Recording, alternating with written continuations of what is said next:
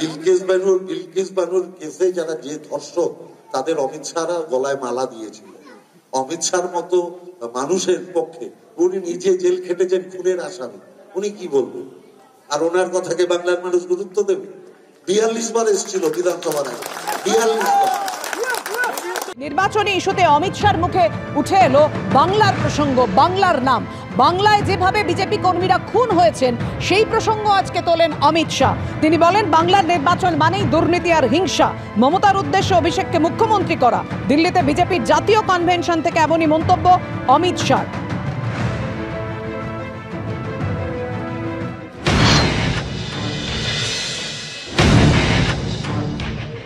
ममता दीदी का लक्ष्य भतीजे को सीएम बनाना। अभी अभी देश में हम चुनाव में जा रहे हैं, हिंसा कहां होती है? कौन से राज्य में पॉलिटिकल हिंसा होती है? मैं आज देश की जनता को गिनाना चाहता हूं। बंगाल सैकड़ों कार्यकर्ता मौत के घाट उतार दिए गए। हमेशा चुनाव में धांधली, गपलेबाजी और हिंसा होती रही। किसका वहां राज है? ममता दीदी का राज है। বিলকিস বানুর কেসে যারা যে ধর্ষক তাদের অমিত শাহরা গলায় মালা দিয়েছিল।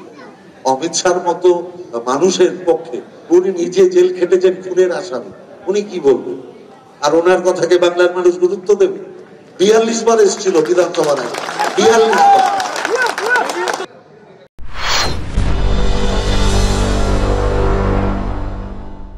ধরুন ডাক্তারের কাছে গেলেন যে আমার রোগের চিকিৎসা করতে, ডাক্তার বলছে আপনি আগে আমার চিকিৎসা করুন, সেরকম ব্যাপার। স্বরাষ্ট্রমন্ত্রী বলছে আইন শৃঙ্খলার পরিস্থিতি বাংলায় খারাপ, অথচ নাটক হচ্ছে বিভিন্ন রকম।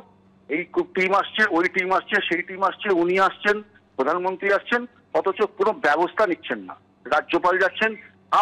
আমরা কি প্রতিবাদ করছি না করছি সেটা তো সম্পূর্ণ পরিষ্কার, বাংলার মানুষ দেখছে। কিন্তু বাংলার মানুষ তো এটাও দেখছে যে গত 10 বছর ধরে পশ্চিমবঙ্গের যে অবনতি হয়েছে আইন শৃঙ্খলার পরিস্থিতি, স্বরাষ্ট্রমন্ত্রী কি করেছেন? কোথায় স্টেপ নিয়েছেন?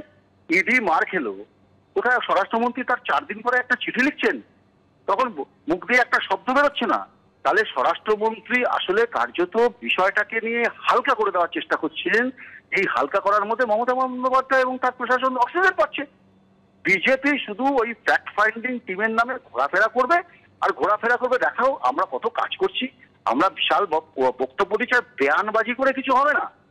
Counter statement and counter statement, তাতে কোনো লাভ হবে না। অ্যাকশনটা কি নিয়েছেন? কমসে কম উপদ্রুত অঞ্চল ঘোষণা করুন। বিজেপির জাতীয় কর্মসমিতির বৈঠকে সন্দেশখালীর প্রসঙ্গ উঠে এলো। সন্দেশখালীতে যে ঘটনা ঘটছে, যেভাবে গ্রামবাসীরা দিনের পর দিন আক্রান্ত হচ্ছেন, নির্যাতন চালানো হচ্ছে বলে তারা অভিযোগ করছেন, সেই প্রসঙ্গ উঠে এলো বিজেপির জাতীয় কর্মসমিতির বৈঠকে। সন্দেশখালীতে হৃদয় বিদারক ঘটনা ঘটেছে। বিজেপি কর্মীদের ওপর সন্ত্রাস চালাচ্ছে তৃণমূল। কংগ্রেস সহ ইন্ডিয়া জোটের শরিকরা সন্ত্রাসের রাজনীতি করে। বিজেপির জাতীয় কর্মসমিতির বৈঠকে প্রস্তাব পেশ অমিত শাহ।